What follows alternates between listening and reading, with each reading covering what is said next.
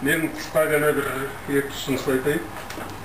Барлық жағдайларды жолдастар жақсы айтып жатыр. Енді біз мына осында отырған оралмандар деп қояйық. Біз енді осында келгеннен кейін өкпеміз жоқ. Келдік, осында сіңісіп жатырмыз. Ендігі мәселе сол артта қалған қазақтардың мәселесі болып отыр. Сол үшін жаңағы жолдастардың айтқанына қосыла келе бір кезде неге көші-қон соншалықты күшті болды? 1 миллион қазақ қалай келіп қалды? Осыны зерттеу керек. Осындағы бір мәселе сол кезде қазақ куәлігі деген болады. Осы қазақ куәлігін қазақтарды қойып бастықтар қырылысып өлісіп ала алмай, осыны алғаны төресі көкке жеткенде қуанып, патриоттық сезім оятқан болатын. Енді одан кейін мына қандастар деді, отандастар деді, оралмандар деді, ешқандай пайдасы жоқ бір куәлікті беріп қойды. Сонда бірінші осы қазақ куәлігінің бірі патриоттық сезімді оятады.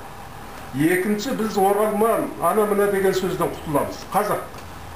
Қалтаңнан алып шығасың, қазақ куәлігін көрсетесің. Ол экономикалық жақтан да көптеген тиімділігі, тіпті самолет билеті жарым билет болатын. Мен баламды жарым билетіне Үрімжіден осында салған. Бұл бір. Екінші, жастарды келтіру мәселесі. Оқу бітірген жастарды қазір Қытайлар қалай тартып жатыр? Қытайлар тегін ішкі өлкеде оқытып жатыр. Қазақтың орталау бітірген оқушыларынан бастап, бастауыш бітірген оқушыларынан бастап, ішкі өлкелерге қытайластыру үшін тегін оқытып, тамағы, жатағы, бүкіл жол қаражаты түгел тегін. Ал енді осыны біз қазақ неге қолға алмаймыз? Осы жөнінде мен өткенде де талай президент аппаратына ұсыныс қойған. Енді жауаптар келген. Шетелде 5 миллион қазақ болатын болса, бұл 3-тен 1-ін ұстайды екен, жалпы қазақтың. Сонда осы 3-тен 1-ін ұстаған қазаққа беретін пайыз саны әрең 2%, квота. 2%, 98% осы жергілікке берілді. Сонда ол 5 миллион шетелдегі қазақтың баласы 2%-бен қалай бір жерде оқиды? Егер де осы жерде квотамен 5 жыл оқыған бала болса, ол өмірі қайтып Қытайға қайтты. Оны біздің көзіміз көріп жүр. Мыңда бірі болмаса, ол мәйлі қызмет орнаса алмасын, осындарға кеп қалды. Сол үшін ең басты мәселе жастарда екен. Жастар келсе, балалар келсе, оның артынан әке-шешесі де келді.